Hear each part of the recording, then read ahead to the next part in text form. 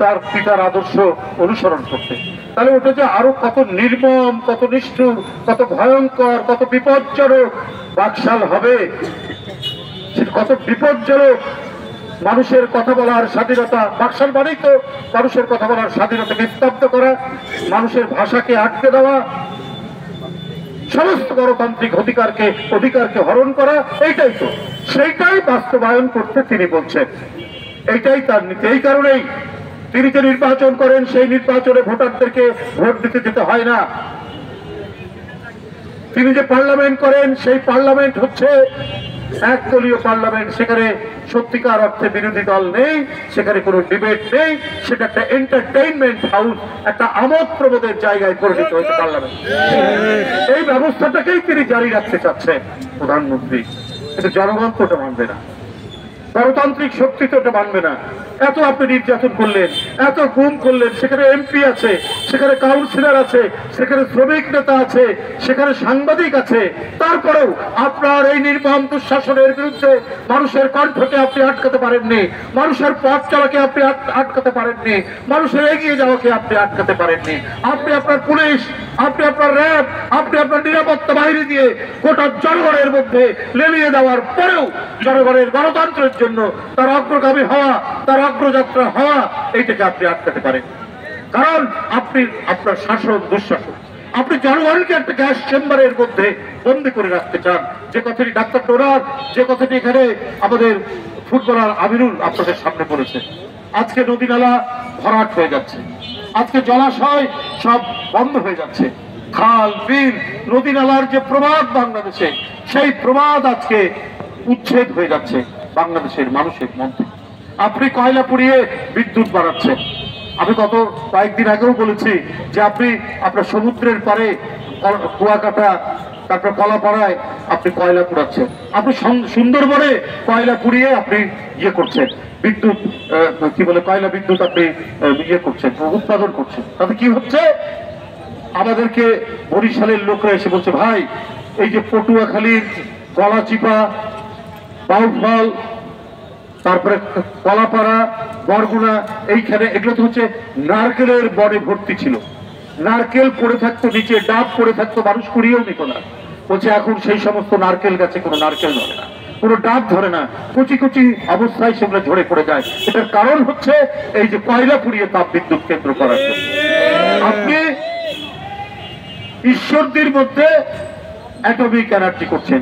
এই যে এত বিশেষজ্ঞ, এই যে এত পরিবেশবিদ, এত বিখ্যাত সব সায়েন্টিস্ট, সবাই বলছে এটা মারাত্মক ভাবে বাংলাদেশকে উজাড় করে দেবে, বাংলাদেশকে একটা ডেথ ভ্যালি, একটা মৃত্যু উপত্যকায় পরিণত করবে।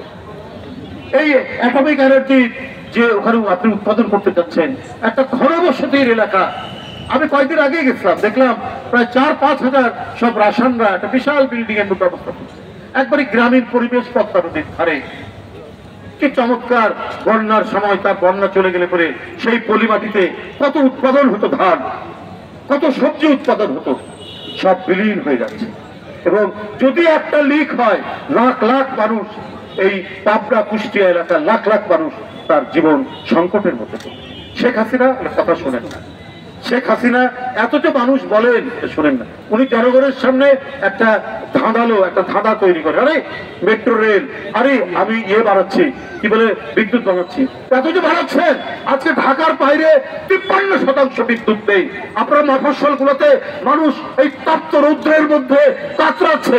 আপনার একটা মুরগিকে জবাই করলে যেভাবে ছটপট করে, বাংলাদেশের মানুষ এই ধরনের একটি গ্যাস চেম্বারের মধ্যে ছটপট করছে। আপনি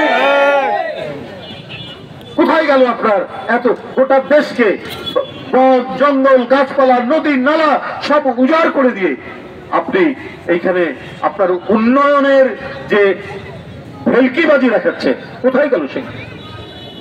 আজকে আমি বলেছি যে মৃত্যু পতাকা, ডেথ ভ্যালি। আমেরিকার একটা এলাকা আছে ওই অ্যারিজোনা ডেজার্টের দিকে, ওটা বলা হয় ডেথ ভ্যালি। ওই জায়গা থেকে মানে মৃত্যু পতাকা, ওইখানে অনেকেই যান, অনেক টুরিস্টরা যান। মানে দিনের বেলায় টেম্পারেচার প্রায় 50-এর কাছাকাছি, 50 ডিগ্রি সেলসিয়াসের মতো হয়। সেটা নামই দিয়েছে ডেথ ভ্যালি। যখন স্বর্ণের সন্ধানে বিভিন্ন জায়গা থেকে ওই রাস্তা দিয়ে যখন যাচ্ছিল ক্যালিফোর্নিয়ায়, মানে একটা সোনার পাহাড়ে সোনা পাওয়া যাবে এই কারণে লক্ষ লক্ষ মানুষ যাচ্ছিল, ওই ডেথ ভ্যালিতে আসলে মানুষ, অসংখ্য মানুষ মারা যাচ্ছে।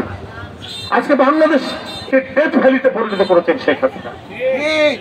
বাংলাদেশে যদি বিদেশ থেকে মানুষ আছে তাহলে সে অসুস্থতা নিয়ে, না হলে মৃত্যুর পরোয়ানা নিয়ে তাকে এখান থেকে যেতে হবে। এই হলো পরিস্থিতি। আপনার অপরিকল্পিত নগরায়ণ যে যেখানে পাচ্ছে ডোবা নালা নদীর ধার দখল করে নিচ্ছে। আর এরা কারা? আপনি জিজ্ঞেস করবেন, হয় ছাত্রলীগ, নাহলে যুবলীগ, নাহলে আওয়ামী লীগ, না হলে স্বেচ্ছাসেবক লীগ, না হলে মৎস্যজীবী লীগ। লীগ আর লীগ, তাদের মানে এই লীগময় হয়ে গেছে বাংলাদেশ, হয়ে গিয়ে তারা জনগণ এবং পরিবেশকে ধ্বংস করেছিল। টাকা, শুধু টাকা, এই টাকার ব্যবস্থা করে দিচ্ছেন শেখ হাসিনা। আর এই টাকা তারা দেশেও রাখছে না, তারা নিয়ে যাচ্ছে অস্ট্রেলিয়া, কানাডা, আমেরিকা, দুবাই, প্রত্যেকটি জায়গায়।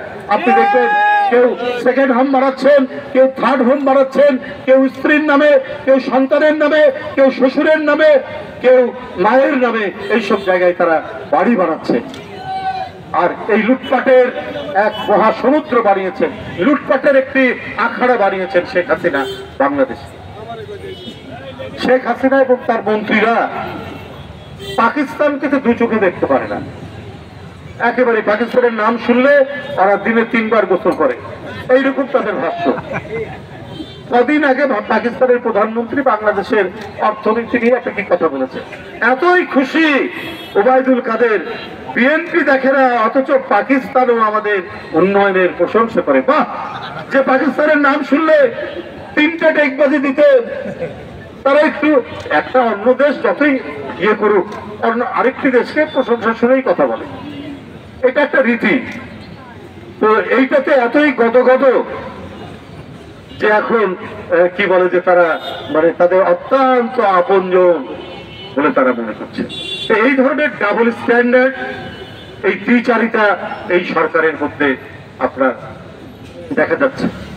কিন্তু অন্যদিকে কি, আমরা তো সবাই জানি, আজকে আপনি বিদেশ থেকে যন্ত্রপাতি কিনবেন, সেই ডলার নাই। আপনি পেঁয়াজ আনবেন বিদেশ থেকে, সেখানে পেঁয়াজ আদা এটা আমদানি করতে হয়, যেটা ডলার লাগে, সেই ডলার এখন নেই। বাংলাদেশ ব্যাংকে কি হয়েছে এটা জানতে চাই গোটা জাতি। কেন সাংবাদিকদেরকে বাংলাদেশ ব্যাংকে ঢুকতে আপনি নিষেধাজ্ঞা জারি করেছেন? এর কারণ কি? কত অপকর্ম, কত অনাচার, কত লুটপাটের খতিয়ান ওই বাংলাদেশ ব্যাংকে রয়েছে, সেটা জনগণ যাতে না জানতে পারে, তাই গণমাধ্যমের সাংবাদিকদেরকে সেখানে আপনার কি বলে পরিপত্র জারি করে ঘোষণা দিয়ে সাংবাদিকদেরকে বাংলাদেশ ব্যাংকে যাওয়া বন্ধ করে দিয়েছে। যাই হোক বন্ধুরা, আমি আর বক্তব্য দীর্ঘায়িত করবো না, অনেক কথা বললাম আপনাদের সামনে এই গরমের মধ্যে।